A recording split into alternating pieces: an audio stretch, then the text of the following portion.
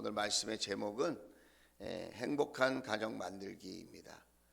행복한 가정 만들기.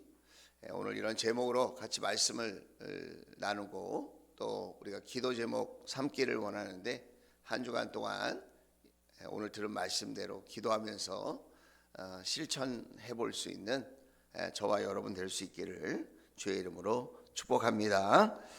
자, 우리가 살아가면서 풀어야 될 인생 숙제가 몇 개가 있는데, 그 중에서 대표적인 것이 뭐냐? 가정 문제입니다. 가정 문제. 가정이란 말은 그럼 무슨 말인가? 어떻게 하면 행복한 가정인가? 우리가 이런 것을 좀 생각해 보고 싶은데, 가정이란 말은 자신과 함께 살아가는 사람들과 일가를 이루는 것을 의미한다고 합니다. 그래서 가정에는 첫 번째로 나 자신이 존재하고, 두 번째로 누가 존재합니까? 가족들이 존재한 거죠. 그래서 누구나 이 가정을 이룰 때 내가 있고 내가 아닌 가족들이 있다는 거, 그것을 우리가 생각을 해야 합니다. 그래서 행복한 가정이라고 하면 내가 내 입장에서 보는 가정의 모습도 있겠지만, 내가 아닌 남편과 아내, 부모와 자녀들이 보는 관점에서의 행복한 가정이 무엇이지? 이런 또 관점이 존재한다는 거예요. 나는 행복한데 우리 가정이 불행할 수도 있고, 그렇죠? 또 가족 중에 누구는 괜찮다고 하는데 나머지 가족들은 너무 힘들 수 있다는 거, 우리가 그런 것을 기억해야 합니다.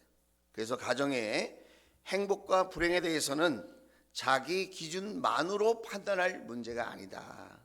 그것을 우리가 기억해야 합니다.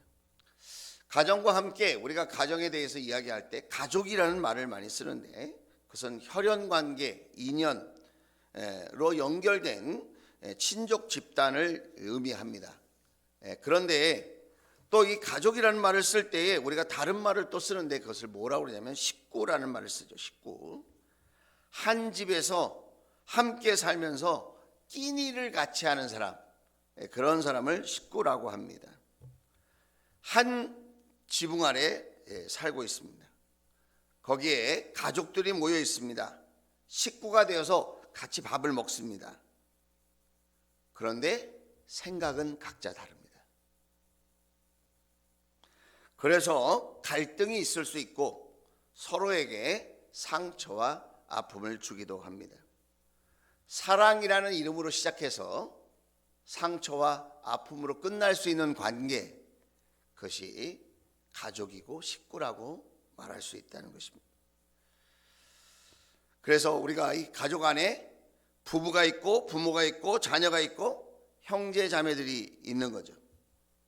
우리 가정을 한번 생각해 보십시오. 밥을 먹을 때 우리는 어떤 모습으로 밥을 먹죠? 같이 밥 먹어본 적도 오래됐죠.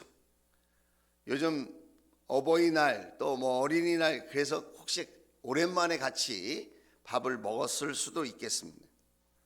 밥 먹을 때 핸드폰을 들여다보거나, 아니면 각자 자기 이야기를 하거나, 아니면 입을 닫고 있는 거죠.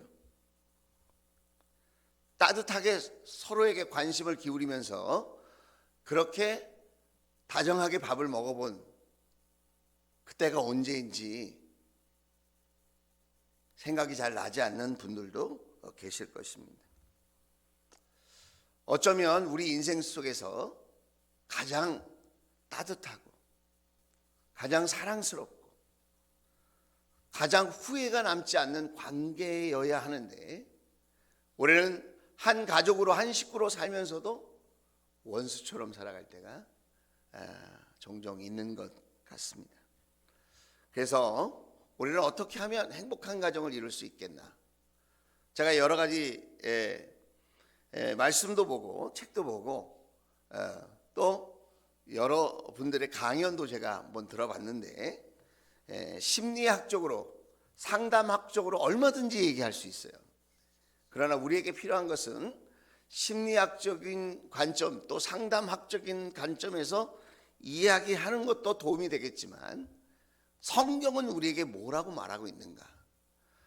하나님은 우리에게 행복한 가정을 어떻게 만들려고 하시는가?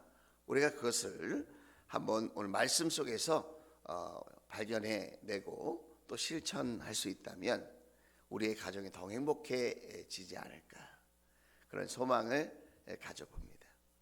자, 오늘 21절입니다. 자, 21절. 자, 5장 21절 말씀을 보면 이렇게 시작하죠. 여러분은 그리스도를 두려워하는 마음으로 서로 순종하십시오. 자, 그리스도를 두려워하는 마음이라는 말은 하나님을 경외한다 이 말이에요. 하나님을 경외한다. 행복한 가정을 위해서 우리에게 먼저 필요한 게 뭐냐면 하나님을 경외하는 겁니다. 하나님의 존재를 인정하고 하나님 앞에 거룩하고 또 두려운 마음으로 예배할 줄 아는 삶. 나의 생각과 나의 기호와 취미와 나의 감정이 있지만 그럼에도 불구하고 하나님 말씀을 근거로 해서 살아갈 줄 아는 사람, 그런 하나님의 존재를 믿고 하나님의 말씀을 소중히 여기면서 어떻게 하라는 겁니까? 서로 순종하라는 거예요. 서로 순종하라. 자, 그 다음에 22절 말씀을 보면 아내되니 여러분 남편에게 하기를 주님께 하듯 하십시오. 그렇게 말하고 있어요. 자, 28절에 보면 28절. 자, 28절. 말씀을 보면 이와 같이 남편도 아내를 자기 몸과 같이 사랑해야 합니다. 자기 아내를 사랑하는 것은 곧 자기를 사랑하는 것입니다. 그랬습니다. 33절에도 보면 그러므로 여러분도 각각 자기 아내를 자기 몸과 같이 사랑하고 아내도 자기 남편을 존중하십시오. 그렇게 말하고 있어요. 자, 6장 1절에 보면 자녀되니 여러분 주 안에서 여러분의 부모에게 순종하십시오. 자, 4절에 보면 이렇게 얘기합니다. 또 아버지 된 이 여러분의 자녀를 노엽게 하지 말고 주님의 훈련과 훈계로 기르십시오. 그랬습니다. 자, 여러분에게 한번 질문을 던져보겠습니다. 쉬워요, 어려워요? 이런 모습이어야 가정이 행복해진다는 거예요. 지금 아내는 남편에게, 남편은 아내에게, 부모는 자식에게, 자식은 부모에게 이렇게 살아야 행복한 가정을 이룰 수 있다. 지금 그렇게 이야기하는 거예요. 자, 이게 우리의 노력만으로 가능합니까? 우리 가정은 이렇게 되고 있어요. 이렇게 말할 수 있는 가정이 있다면 얼마나 좋겠어요. 그러나 안타깝게도 대부분의 가정이 이런 삶을 살지 못하고 있습니다. 왜 그런지 아세요? 이것은 윤리 도덕의 문제뿐만 아니라 이것은 사회 구조적인 문제일 뿐만 아니라 이것은 영적인 문제이기 때문에 그렇다는 거예요. 자, 무슨 문제라고요? 가정은 영적인 문제. 가정을 누가 만드시고 세우셨어요? 하나님이 세우셨어요. 이 땅에는 많은 조직과 단체, 공동체가 있는데 그 중에서 하나님이 세우신 두 가지 공동체가 있어요. 그 첫째는 가정이고 두 번째는 교회입니다. 여러분, 예배소서는 교회론을 써놓은 책이에요. 예배소서. 우리 예배소서 읽잖아요. 교회가 무엇인가에 대해서 기록해 놓았어요. 그래서 교회가 무엇인지를 알려면 우리가 예배소서를 우리가 연구하고 공부해야 돼요. 그렇게 하거든요. 그런데 놀랍게도 교회에 대해서 이야기하면서 가정에 대해서 많은 부분을 기록해 놨어요. 왜 그랬을까요? 교회와 가정은 영적인 본질이 똑같아요. 교회와 가정은 영적인 본질이 똑같다. 어떤 면에서 똑같으냐? 영적인 기관이라는 거예요. 영적인 공동체. 영적인 공동체이기 때문에 누가 다스려줘야 됩니까? 하나님이 다스리시고 하나님이 축복해 주시고 하나님의 영적인 원리로 만들어져야 교회도 교회다울 수 있고 가정도 가정다울 수 있다는 거예요. 그러니까 우리 사람들이 어떻게 생각하죠? 우리끼리 좋으면 되고, 우리끼리 편안하면 되고, 우리끼리 신나면 되고, 우리끼리 만족하면 되고, 우리끼리 문제가 없으면 다 될 것처럼 생각하는데 그게 아니라는 것입니다. 그럼 어떻게 해야 되느냐?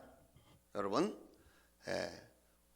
이 5장 6장 말씀 속에 아주 중요한 말씀이 있어요.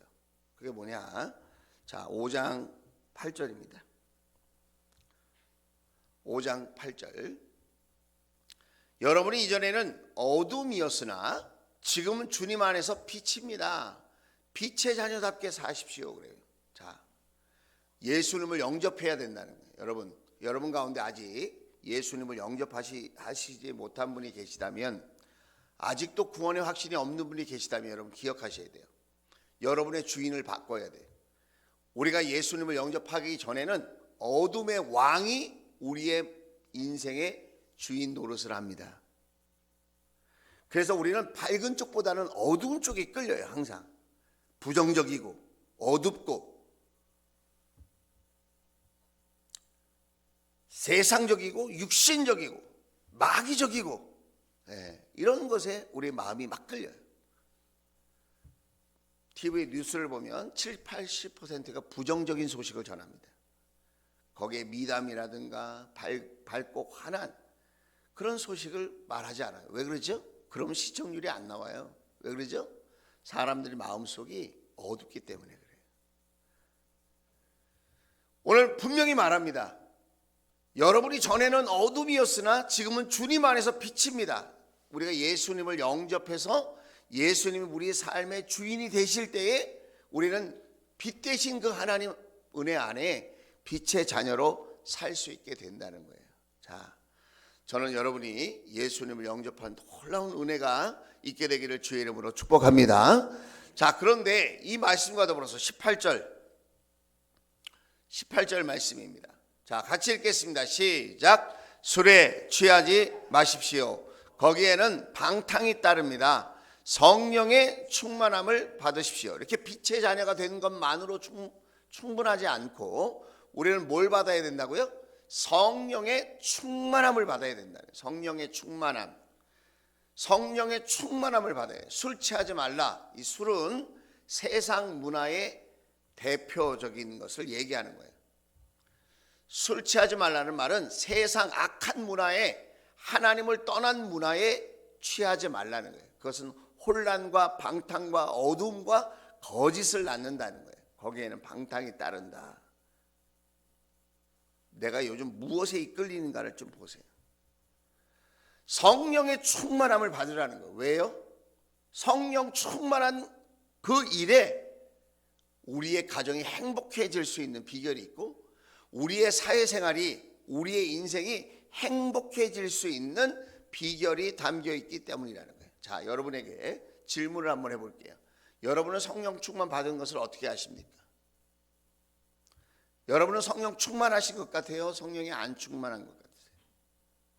과연 성령 충만한 것을 우리가 알 수 있을까요? 그럼요, 알 수 있죠. 성령 충만은 마치 우리 여성들이 아이를 잉태한 것 같고 똑같아요. 처음에 잉태했을 때는 몇 주간은 모를 수 있어요. 몇 달간은. 그러나 곧 알게 되죠. 배가 불러오고요, 입덧을 하고 여러 가지 몸에 증상이 나타납니다. 마찬가지로 성령을 받은 사람은 숨길 수가 없어요. 성령을 받은 사람은 표시가 나게 돼 있어요. 사랑과 감기는 숨길 수 없다는 말이 있는 것처럼 성령을 받은 것도 숨겨지지가 않아요. 성령을 받은 사람은 삶의 변화가 일어나고 내 인생에, 내 생각과 마음에, 내 몸에 변화가 일어나기 시작해요. 어떤 변화가 일어나느냐? 에베소서 5장 말씀을 보면 이렇게 되어 있어요. 자, 19절에 같이 읽겠습니다. 시작. 시와 찬미와 신령한 노래로 서로 화답하며 여러분의 가슴으로 주님께 노래하며 찬송하십시오. 이것은 성령께서 나와 함께 하는 증거이기도 하고, 또 내가 이렇게 할 때 더욱 성령 충만할 수 있다고 하는 비결도 되기도 하는 거예요. 여러분, 성령 충만한 사람은 찬양이 흘러나와요. 입술의 찬양이 아니라 가슴으로 부르는 찬양이 나와요. 여러분은 요즘 유행가가 좋습니까? 찬송가가 좋습니까?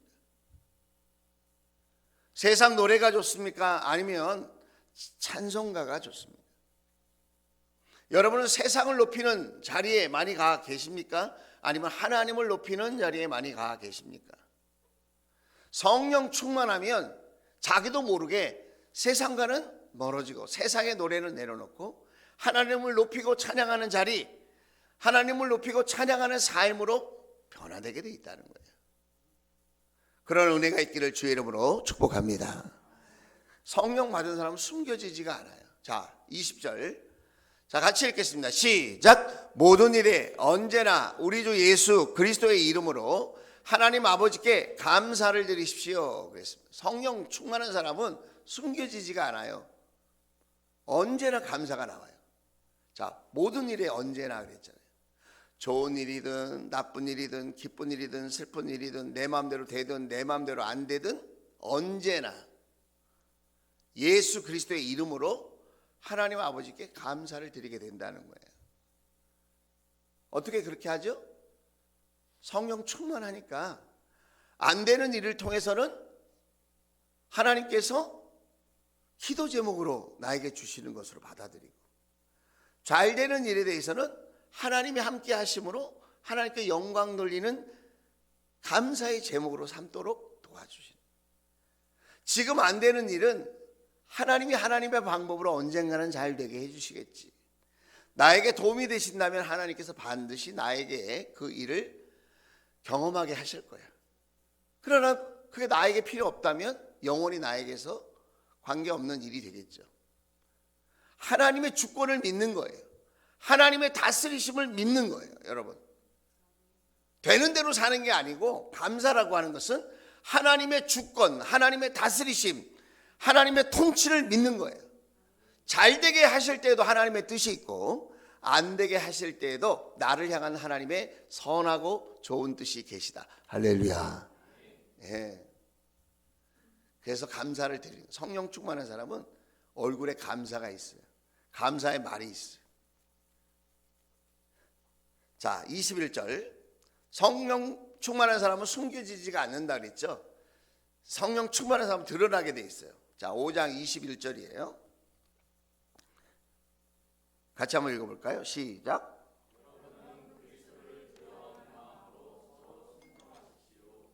성령 충만하면 여러분 서로가 서로에게 순종하게 되는 거예요. 왜 그러죠? 하나님의 사람으로 소중하게 여기는 거예요. 우리 교회 안에서도 목장 안에서도 서로가 서로에게 순종하는 공동체. 여러분, 그것은 세상의 논리와 계산법으로는 불가능한 거예요. 이것은 우리가 성령 안에 있을 때만 가능한 거예요. 상대방이 힘 있고 능력 있고 무서운 사람이라서 순종하는 게 아니고, 하나님의 은혜 속에 함께 있기 때문에 서로가 서로를 존중하고 소중히 여기면서 순종하는 거예요. 우리가 사람과 관계를 맺을 때에도 순종을 이끌어내는 두 가지 방법이 있다고 그래요. 하나는 무섭게 하는 거예요. 무섭게, 두렵게. 또 하나는 자유를 주는 거예요. 자녀를 대할 때도 부부간에도 마찬가지예요. 서로가 서로를 무섭게 하는 거예요. 무섭게. 그래서 억지로 순종을 이끌어내는 거죠. 또 하나의 방법이 뭐라고요? 자유 안에서. 그 자유 안에서 순종을 이끌어내려면 어떻게 될까요? 그 사람을 축복해야 되고, 그 사람을 위해서 기도해 줘야 되고, 그 사람을 위해서 어떻게 해야 돼요? 존중하고 사랑해 주는 마음이 필요하다는 거예요. 여러분, 우리의 가정은 어떤 모습일까요? 서로가 서로를 막 괴롭히고 무섭게 하고 막 혼내고 막 이런 가정의 모습일까요?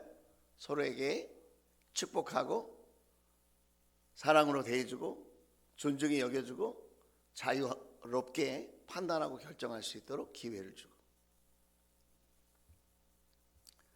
서로 순종하는 것은 인간의 의지만 가지고는 불가능해요.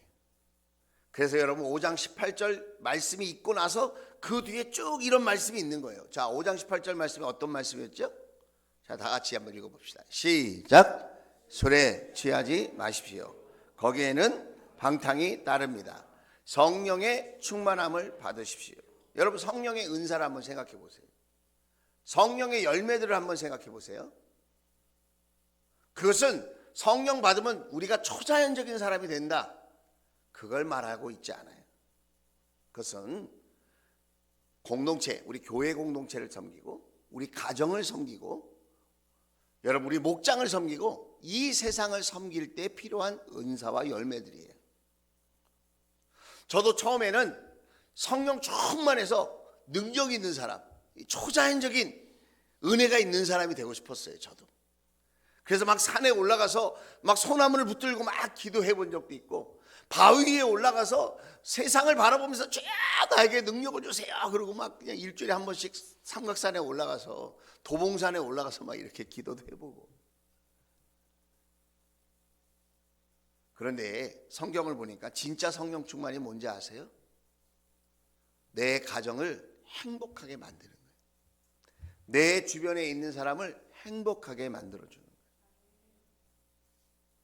성령 충만은 초자연적인 어떤 능력만이 아니라는 거예요. 그런 능력이 나타나기도 하지만 평범하고 정상적인 삶을 실천할 수 있도록 도와주는 능력이 성령 충만이라는 거예요.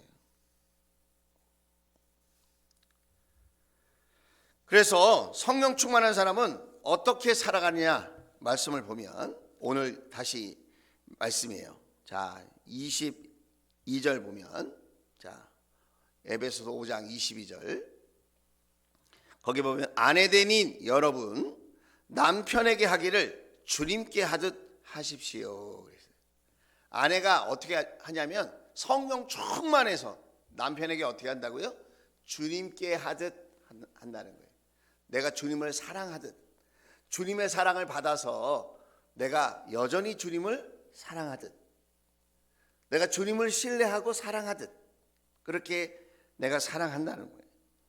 예, 23절에 보면, 자, 그리스도께서 교회의 머리 되신 것 같이 남편은 아내의 머리가 된다. 머리가 된다는 말은 더 우월하다는 말이 아니에요.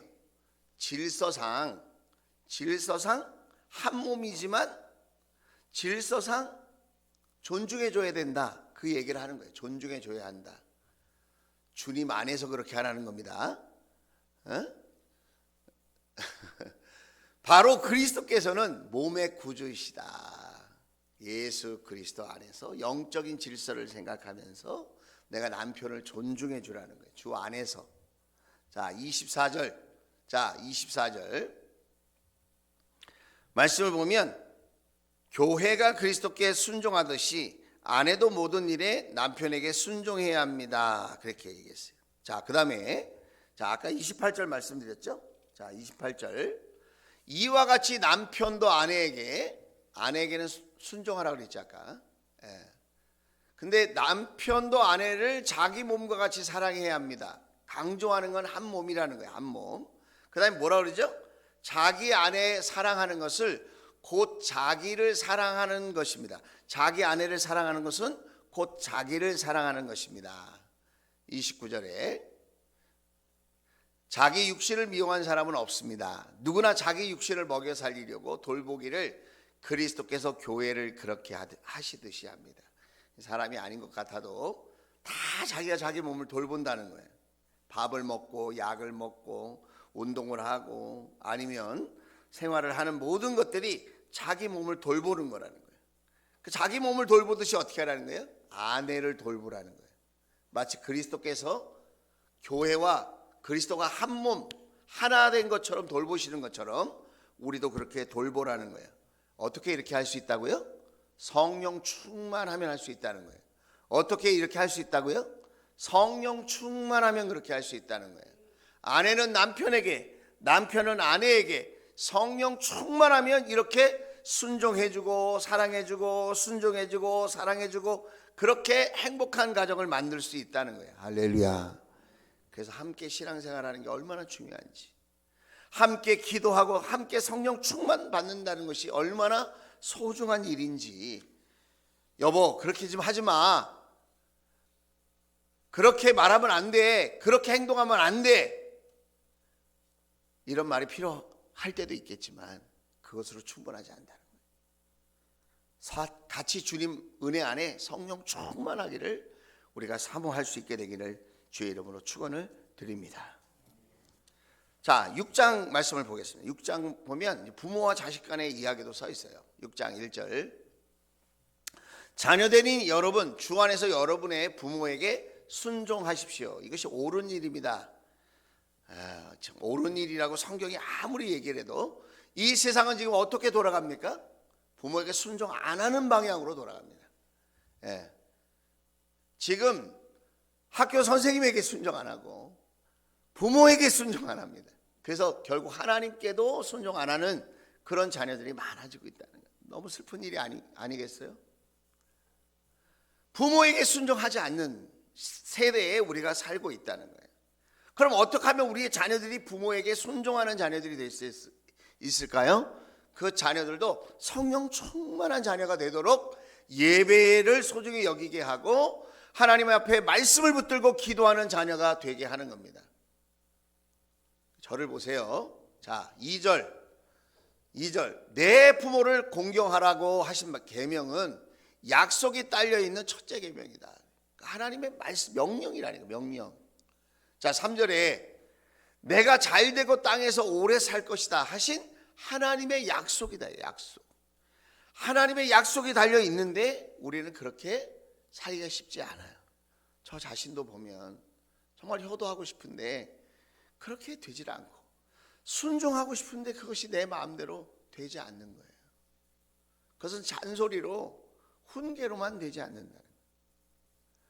그래서 우리 자녀들이 하나님을 경외하고 하나님 앞에 예배하며 기도하는 자녀가 되게 하는 거예요. 이제 고3이 되고 이제 학원에서 우리 아이들 이제 막 공부 성적을 올려야 되니까 학원에 빨리 오십시오 라고 말할 때 우리 부모님들이 우리 자녀들에게 얘들아, 사랑 아들아 딸아, 엄마는 아빠는 너희들이 공부 잘하는 거 좋거든. 그런데 나는 더 원하는 게 있다. 그래서 너희들이 하나님 앞에 예배하는 사람이 되는 거야. 예배를 드리고 그리고 학원에 가든지 그리고 공부를 하든지 하면 더 좋을 것 같아. 아빠는 엄마는 너희들의 행복이 하나님께 달려있다고 믿거든. 너희들이 아르바이트 하는 것도 좋고 공부를 하는 것도 좋고 친구들을 만나는 것도 다 좋은데 하나님께 먼저 예배하는 우리 아들, 딸이 되면 더 좋겠어. 그런데 우리 아들, 딸들이 알아요. 은근히. 나 가서 예배 빠지고 공부하라고 하는구나.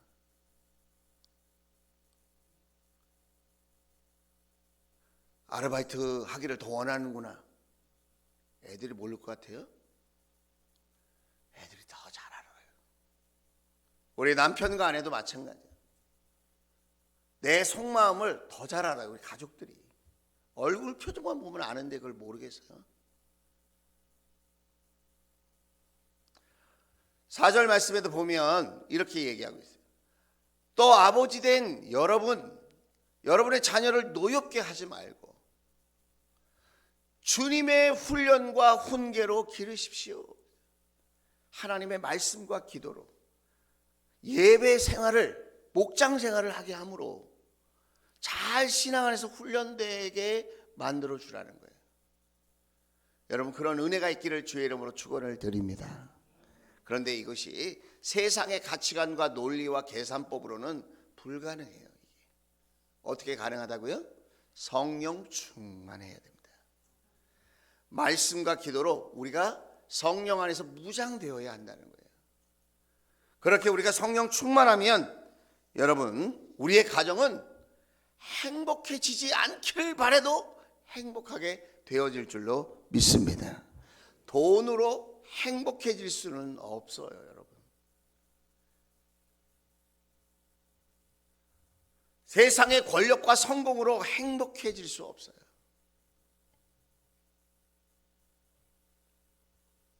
더 불행해지는 건 막을 수 있겠지만 행복은 어디에서 오느냐? 하나님에게서 오는 거예요. 그래서 시편 127편, 시편 128편에 보면 하나님을 경외하고 그 말씀 안에 거하는 자들에게 하나님께서 어떤 복을 주시는지 가정에 그것을 기록해 놓았어요.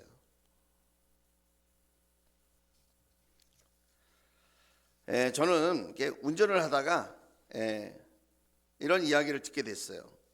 어떤 이야기냐면 백범 김구 선생님의 이야기인데 거기에서 이제 행복에 대해서 하는 말인데 이런 말이 한번 들어보세요. 지옥을 만드는 방법은 간단하다. 지옥을 만드는 방법은 간단하다. 가까이 있는 사람을 미워하면 된다. 여러분이 지옥 같은 삶을 살려면 여러분 가까이 있는 사람 미워하면 돼요. 여러분의 가족들도 미워하고 여러분 주위에 직장 동료나 목장 식구들이나 미워하면 돼요. 그럼 여러분 지옥이 경험될 거예요. 반대로 천국을 만드는 방법도 간단하다. 가까이 있는 사람을 사랑하면 된다. 모든 것이 다 가까이에서 시작된다. 너무 성경적인 것 같아요. 제가 알아봤어요. 또 김구 선생님이 크리스찬이었더라고. 기독교적인 세계관과 가치관을 갖고 있는 거예요. 하나님 나라는 여기 있다 저기 있다 하지 못할 것인데 하나님의 나라는 너희 마음속에 있다 그래서 마음속에. 우리 마음속에 성령 충만한 마음이 되면 여러분 우리 가정은 행복하게 되어질 줄로 믿습니다. 행복의 최대 비결은 성령 충만한 삶에 있다. 행복한 가정을 만드는 비결도 성령 충만한 삶에 있다. 여러분 이 5월달 우리 가족 구원을 어떻게 하겠습니까? 다음 달에 우리 VIP들을 어떻게 초청해서 행복 말씀 축제를 우리가 함께 하나님 앞에 올려드릴 수 있겠습니까? 우리가 성령 충만하기를 사모하고 우리가 성령 충만하기를 우리가 간구하며 성령 충만한 그런 마음으로 가까이 있는 사람부터 사랑하기 시작할 때 어떻게 한다고요? 가까이 있는 사람부터 사랑하기 시작할 때 우리의 가정도 일터도 우리의 목장도 교회도 이 사회도 행복하게 되어질 줄로 믿습니다. 누가 그렇게 하실까요? 하나님이 그렇게 만들어 주신다. 그런 은혜가 있을지어다. 기도하겠습니다.